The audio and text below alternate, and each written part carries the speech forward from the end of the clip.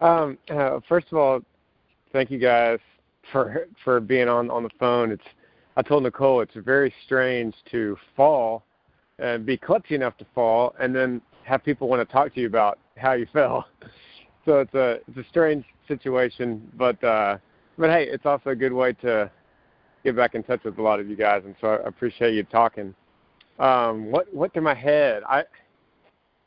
It happened so fast. It was just blink of an eye. I shifted my weight on my left foot on a monitor. I had one foot up, kind of up on the monitor, and as I shifted my weight, and the main reason I know this is from watching the video, and I've watched it on all different angles on the internet as it's come through. But as I shifted my weight, I fell, and it spun me around, and which made me land on my back.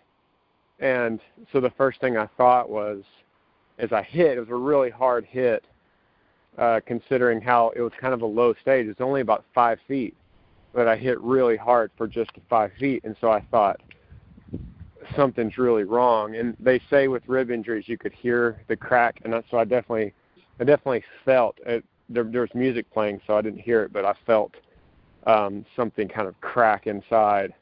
And so that was my first thought is well, besides just being embarrassed, the first thought I think that anyone has is, well, crap, I just fell in front of 2,000 people. That's embarrassing. But other than that, I felt like something was wrong. I didn't realize that till I got back up and climbed back onto the stage. And usually in my life, when something kind of happens like that, the first thing that I want to do is be funny. So I think my dad used to always do that.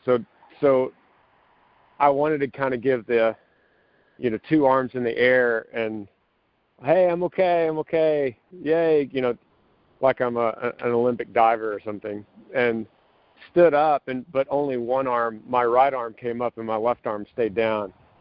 And so I thought, okay, my left side is really hurt, but maybe just really bruised. But then I went and I was going to say something on the mic. I was going to say, must have been a city boy that put that up there just as a joke. And as I walked towards the mic, I realized I didn't have any breath. So I wanted to catch my breath. So I went to my right and just kind of fist pumped my drummer, and then to my left and fist pumped my guitar player, just to try to grab a breath real quick to kind of buy me a little time. But then when I started singing and I noticed I had a very short breath, and I had about half of my lung capacity that I was used to, my tour manager looked at me and he said, he mouthed, "Are you okay?" And I said, "No."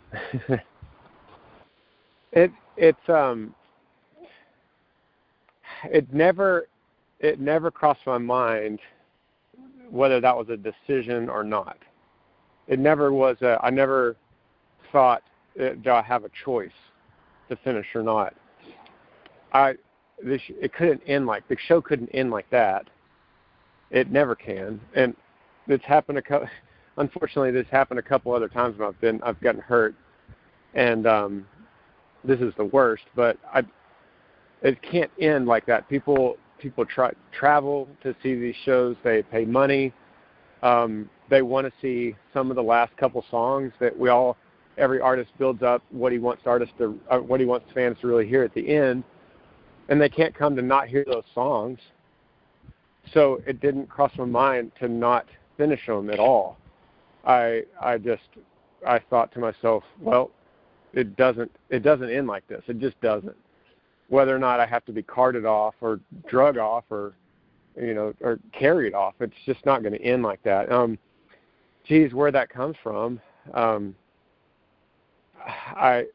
like to relate a lot of things back to Texas high school football when I played. And when you're in a team sport like that, there's just no excuses and there is no individuals. It's always about the team, and you never let your teammates down. And my band members were still playing, and a lot of people came to be part of that night, and there was no way I was going to let them down. And it's just as it would have been back in the old days in football.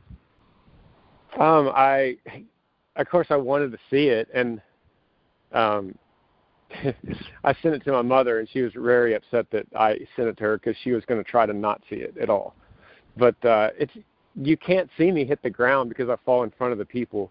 I think if you would see me hit the ground, that would, or the barricade, that would probably be the disturbing part of the video.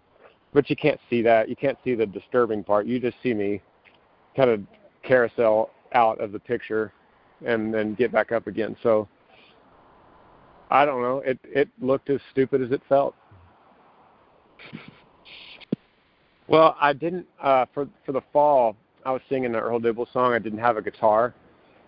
So after Earl was over, I sang 2 songs, and I went back and picked up my guitar and to do Backroad Song, and also kind of started playing a little bit to buy once more, just to buy a little time to catch my breath.